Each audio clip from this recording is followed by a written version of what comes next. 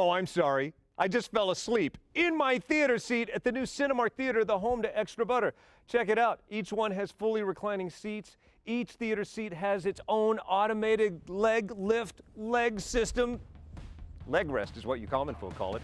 Every theater has floor-to-ceiling, side-to-side screens. This is epic. It's an all-new home to an all-new show. Oh, are you new? We do a show called ExtraButter where we talk about movies. Did you go see Moana? Well, 81 million of you did, and Dwayne "The Rock" Johnson stops by to celebrate the spoils of that box office victory. Along with Dwayne "The Rock" Johnson, someday he hopes to be a Hollywood legend. He will be. So is Warren Beatty. We got Warren Beatty too. In fact, I'm pretty sure we're the only show where Ferris Bueller is going to meet Han Solo, and if you stick around long enough, you'll see it. Hey, look, it's the Cinemark people. What's up? You got a new theater, and we're going to be here all the time. And I mean all the time. We're going to camp out here. The show starts in 2 minutes. It's called ExtraButter. It's me and these guys. We'll be right back.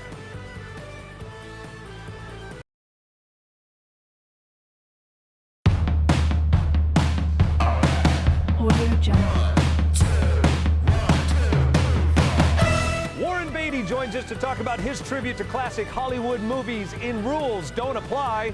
Also, the stars of Loving, one of the more important movies of the year, and Arrival, why you need to see it twice. Amy Adams, our special guest, as we welcome ourselves to our brand new home on this ExtraButter!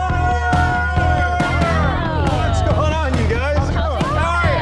How's it going? This is very exciting. I know. Brand new theater being constructed around us. Right. Just for us. For us. Yeah, just for us. Just for us. It's got nothing to do with us, but still, we can pretend for a moment. Excuse the, what do they say in construction when you're in? 10-4, no. The mess? Excuse the, well, yeah, Pardon my dust. pardon our dust as we create our new venue for this Which movie will look show, amazing. ExtraButter.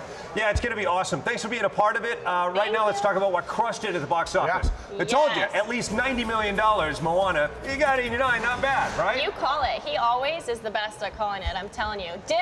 Alexa's disappointed. It didn't beat Frozen. That's the only problem that I have with it. I mean, I did wonderful numbers, but it still did not beat Frozen. And you know I have a bone to pick with Frozen. Yeah, you're over Let It Go. Yes. Well, unfortunately, there are a lot of people, anytime they go thank you, they're going to go, you're welcome. At least that's what The Rock Dwayne Johnson did. We talked. All right. Take a look. So what can I say except you're welcome for the islands I pulled from the sea. Hey, man, congratulations on this movie. Thank you. Also, If only I were in it. Well, you are in it. Are you kidding me? Like, you're not already a demigod for Pacific Islanders and the world. Now you have to play a demigod for Pacific Islanders and the world. It's ego-driven. Really? It's all ego. You demanded it? I demanded it. I had the best time. I had the best time with this, and you know, you realize that they're the greatest storytellers, right? The greatest storytellers on earth, because ultimately the characters will get knocked down, they get back up, but there's just the element of hope, and there's faith, and not only is it relevant today, right, but I think it just speaks volumes and empowers everyone too as well. Really? Blow dart in my butt cheek. I love the fact that they have, you shot me in my butt cheeks. You don't hear butt cheeks in many Disney movies. You don't at all. That's okay though, it adds to the flair. I want to bring in another expert. You've read about him in Rolling Stone magazine, his reviews also in the LA Times, New York Times, and just about everywhere. It's Sean Edwards, Casey. What's up, Sean Edwards? Hey, Sean. What's up, Mark? Thanks for the ExtraButter, baby. Love it. So did we overhype Moana? What were your thoughts about it? Nah, you can never overhype a Disney animated feature. You know what the big deal about Moana is? It's actually a rare movie that's cool because it's the culturally cool thing to do. I love the themes, I love the storyline, I love the casting, but the movie also features that great big huge X factor which goes by the name of Dwayne "The Rock" Johnson. I love his voice work in this movie. I love the songs, I love the music. This is one of those fun movies to take the entire family out to see. Load up the SUVs and the minivans, take everybody out to see Moana. It's just an all-around fun, good-natured movie. And you know, people are already dusting off a spot on their shelf right next to Frozen. Oh, yes. Oh, of course, yes. Disney's great at this. This is what Disney does. They create animated feature hits. They're good at it. And when someone's good at it, you just ride the wave. Excuse the pun. Ocean is a friend of mine. Did not see that coming. Sweet. Hey, I'll see you over at Skywalker Ranch. We'll be talking with you again about Rogue One, all right? Oh, man, I can't wait. I'm the hugest undercover Star Wars nerd. All right, Sean Edwards, everybody.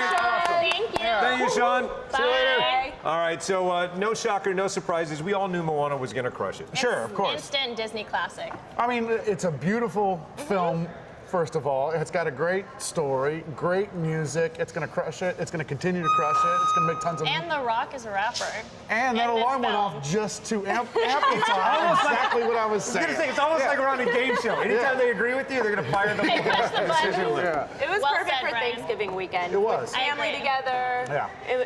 I mean, it's not a shocker that it did so well. I No agree. kidding. It'll continue to do well. Yeah. Now let's talk about a movie that most people haven't gone to go see. You should find time to see it because it is truly one of the more important movies of the year. I'm talking about Loving. It's a very inspirational film, and can I just say that Joel Edgerton? Yeah, from Is- Australia. Yeah, he's Australian. I was gonna try to imitate him, but he is becoming one of my favorite new actors because he is so insanely versatile Yeah. and brings so much passion and compassion to every role. And Yep. this movie included, he's just an exceptional actor. He really is. Yeah. So you don't even recognize him. No. Yeah, it's true. You got someone from Ireland in the way of Ruth, and you've got this Very. Australian guy playing one of the most important American stories. Right. We They're talked so about it. great. Mostly the kids. Take a look. I can take care of you.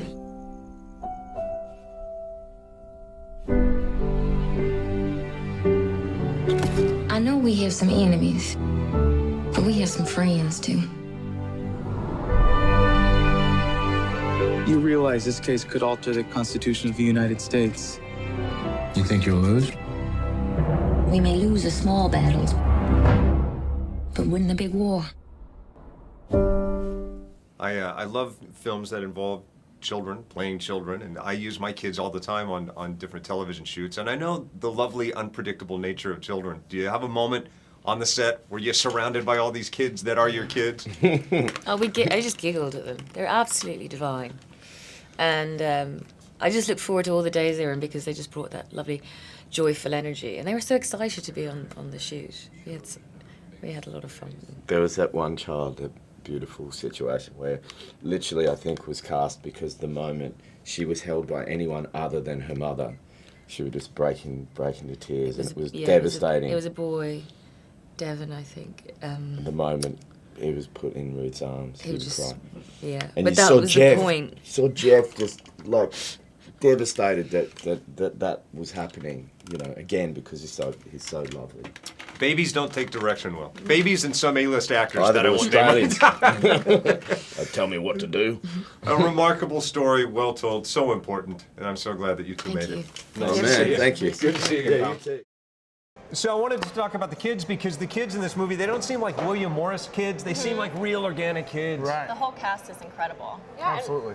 we also have to talk about how important the storyline is. I mean, it resonates, I think, a lot with things that are going on today. And Oh, I think yeah. it's important Totally. to, mention that as well. The problem is people that need to go see this movie probably won't go see this movie. So Brian, will you take the people that need to see this movie that won't go see it to see it? Yeah. I got 5 seats in my car, so just pile in. We'll go see it, and then we'll all have a nice cry, and we'll get along. We'll vote right next time. There you go. It does end very inspirational. You'll like this movie. It is. Passing on the political statement Oh, wait, altogether. what? Thanks. Huh? What happened? Oh, did somebody get a tweet? Anybody bring a tweet? Okay, you guys, I got this tweet. I have to talk about it, and I think you would agree. My friend just tweeted me about the movie Arrival. Dude, what is Arrival about? I've seen a couple things here and there, but I'm still #confused. And I don't blame her. I agree. I told you. Didn't I tell you 2 weeks ago when it came out, I said, you're going to have to go see this movie at least twice to get it. That's why I keep saying that it should be a two. It's sold as like a 2 for pass where you can go once and then come back and see it again. Right. Because then you can sort of get to see it. Look, if it's not blatantly obvious, I'm not the most intelligent moviegoer. And so I'm like box office gold. I represent all these people that are going to go back and see it again and again. You're because awesome. We're talking about it afterwards at coffee, and I said, wait, what happened here? And someone was explaining it to me, and I said, you got that out of this? I got to go see it again. Yeah. There's a lot. I mean, there's a lot of different layers and levels to it. So there's a lot to take in. Absolutely. Just keep telling every star you're dumb. I think that really works for you. She warmed up to me the moment I said, I'm not smart. It's an Bad for you. icebreaker. Yeah. It's the whole reason you guys are at this table with me. Didn't you feel sorry for me? Yes. We go with the no comment, But speaking of Rival, if everything else is sold out and you haven't seen it, I recommend it. Yeah, it's a good movie. You got to go see it. It's not sci-fi and like Rogue One sci-fi, but it's a good movie. It's not like Independence Day or anything like that. No. It's actually more like based on the intelligence side of, you know, communicating with Psychological. aliens. Exactly. You're not going to see things blowing up and all that. It's more like Jodie Foster's Contact. Kids, Google Jodie Foster's Contact. Wait, You who's know what I'm Jodie talking about. Foster? Kids, Google Jodie Foster. Yeah. Oh, but I love. All right, coming up in a moment, speaking of things you won't know about, he was once huge in Hollywood. He is forever a legend. Warren Beatty hanging out with us to talk about his movie based on the life of Howard Hughes. That and Dallas Bryce Howard goes back to where it all began for her. Her first kids movie was Pete's Dragon. That and more on the way as Extra Butter continues.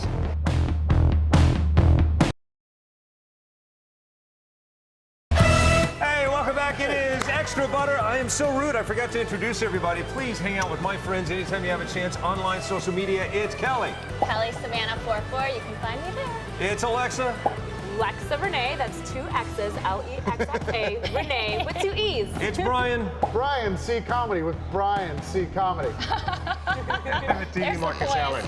That's very nice. Thank you. All right, so moving right along, there's a movie about a Hollywood legend by a Hollywood legend opening at theaters everywhere. Yeah. And let's talk about Warren Beatty. Here's a guy that's playing Howard Hughes. But if you really think about it, not only that, but he was a contemporary of Howard Hughes. He knew Howard Hughes. Yeah, Warren Beatty's a legend. He's been around forever, and it's nice to see him doing stuff again, right? You were saying that he hasn't been around for... He hasn't actually directed a movie since 1998. Right. So you know he's passionate about this one since he's coming back in a huge way. He's the actor, producer, Yep. writer, director. Yep. I mean, this is an incredible movie. I fell in love with it. Did you see Heaven Can Wait? You know, I would have to rack my brain. Did you see Bonnie and Clyde? Yes. Okay, all right. Oh, thank goodness. All right, good. We're talking to millennials these days. Right, I know. So I want to get to Warren Beatty in a moment, but first of all, something you guys probably can relate to. I actually cheated, as I often do, a moment about a different movie during an interview. So I was sitting down with Matthew Broderick. I'm a huge Ferris Bueller geek, right? Right, yeah. And then I realized during this movie, he was hanging out with the guy just as he got cast as the new Han Solo. I have to wrap with one personal question. Were you at all geeked out that you're working with the future Han Solo? Does that mean anything to you? Well, I wasn't at the time. Right. But I'm sure I would have been like, oh my God, what's it about? But I wasn't.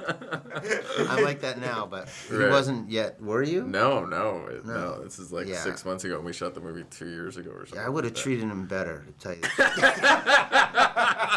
Wait, what? He would have been nicer to him had he known that he was Han Solo the whole time. Yeah. Now, Next I've time. hung out with Matthew Broderick before, and if he doesn't want to be nice to you, he's definitely not nice to you. I've heard- Really? Are you sure it's not just you, Mark? Yeah, I was gonna say. It could just be me. I should have told him I'm dumb. Oh, yeah, start every interview. That's what you have to do. I sat down with Warren Beatty and I said, you know, I'm not a very smart man. No, I didn't say that. But I should have. We mostly just talked about this. Have you ever sat to, you've been to some of these screenings, have you ever sat next to a star during the screening? No, I probably wouldn't be able to focus on the actual movie.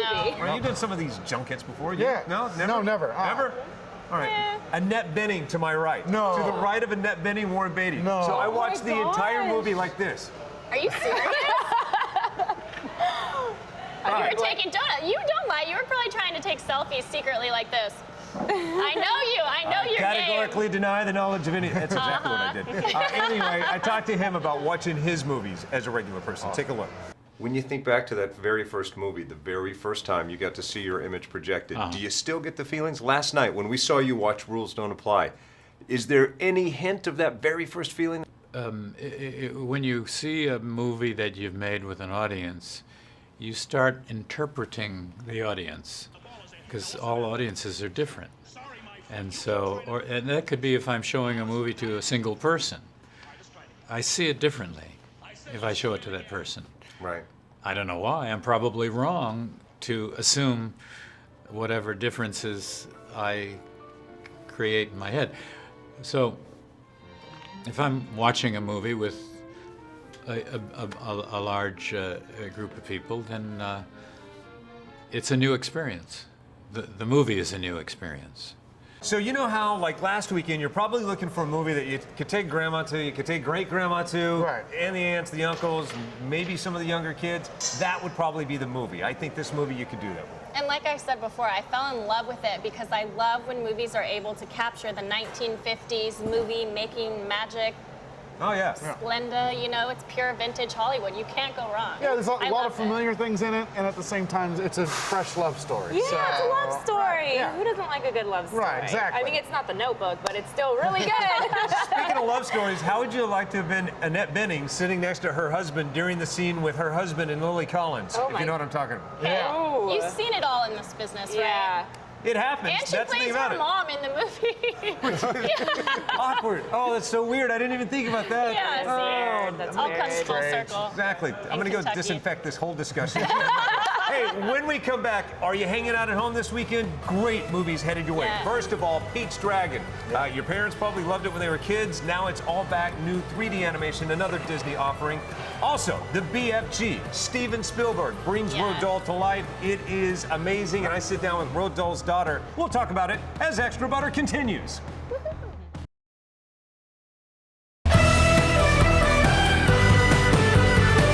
Hey, and welcome back to Extra Butter. Thanks for joining us in our brand new home, the all-new Cinemark Theater. It's opening up in moments. You're going to hear some construction noise, and for that, Brian apologizes. It's my fault. All his fault.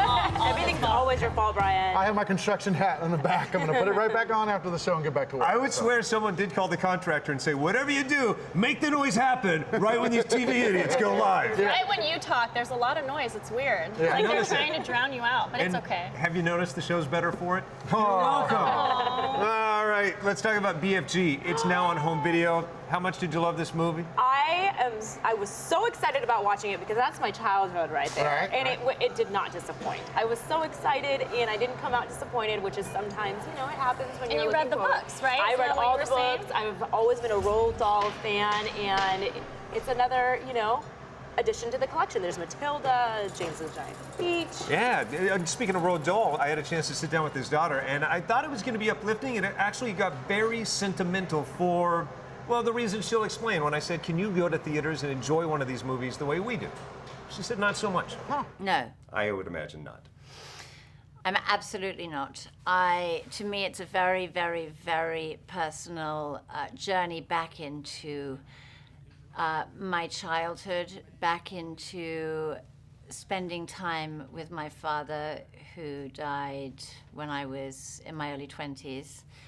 And you know how when some people say to you, if you had one wish, what would you wish? And I've always said to have a meal with my mum or a meal with my dad again, or something. Holiday, something. Sure. I think holiday's greedy, a meal will do. And watching this film made me feel, lets me go back and be with him for 2 hours, because he really, Mark Rylance really did embody the BFG, and the BFG was somewhat autobiographical of my father's personality. I had no idea that character was based on her dad. I didn't either. Yeah. I didn't know he wrote it to be autobiographical till that moment. I am so glad you did not send me on that interview, because that would have been super sad. So I'm good. Send me to the comedies. Well, there were people that didn't do their math that walked into that interview that said, who were you in the movie? And she said, no one, my dad wrote the book. Aww. Do your homework.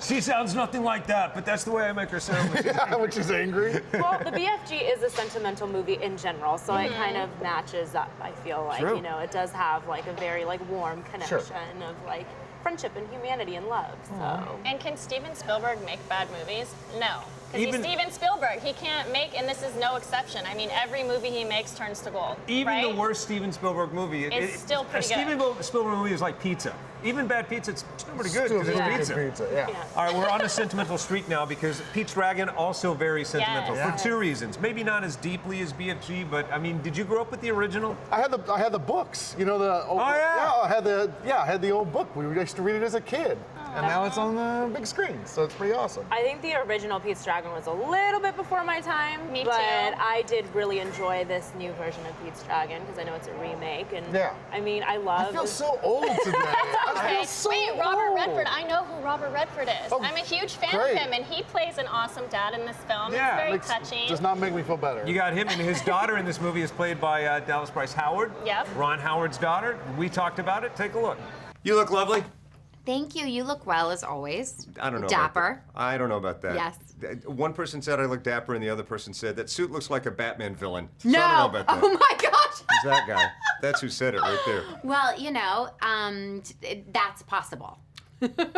All right. I guess we're gonna have to talk about the movie then. Yes, yes. Congratulations. Thank you. I love that you're in this movie because the first Pete's Dragon is probably one of the first kid movies you can remember That's seeing. true. Yeah, it's when I actually told my little sister that I was going to be in Pete's Dragon, she burst into tears because the original film was something that we just watched over and over and over and over again until we basically ran our VHS copy into the ground. Right. I mean, it's like, you know, we grew up watching this movie. And so for me now, as a parent, to have an almost 10-year-old boy, an almost 5-year-old daughter, and to you know, be a part of a movie like this, it's like, it's surreal, actually.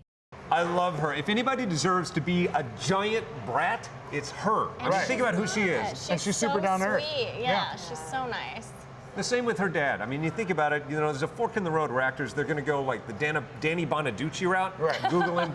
Yeah. Or they're going to go the Ron I know Howard who Danny I know Bonaducci who is. So I think it's a good bloodline. Her dad's a good guy. She's a really nice lady. Yeah, absolutely. The apple never falls far from the tree, is what they say, right? Absolutely. Well, so that wraps up our show. Next week, a lot to talk about. We will be that much closer. Let's just be honest. We're just killing time between now and when Rogue One Rogue One, opens. yeah. my That's the only thing that matters, please. right?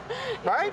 I'm not a big Star Wars fan. I know, What? Mark. We should run. We should run. Well, guess what? When Rogue One comes out, you guys aren't on the show. It's just me and Mark, and we're going to talk about the movie. If you don't like Star Wars, someone will represent your voice in a very small portion of next week's show. Until then, I can't wait for this theater to be open. Thank you looks so much great. for letting us have our home here at the new Cinemark Theater. That guy's going to finish putting in the last screw as we wrap up this edition. Nice. Now the screwing goes away as we wrap up Extra Butter. Thanks for hanging out. Here you go.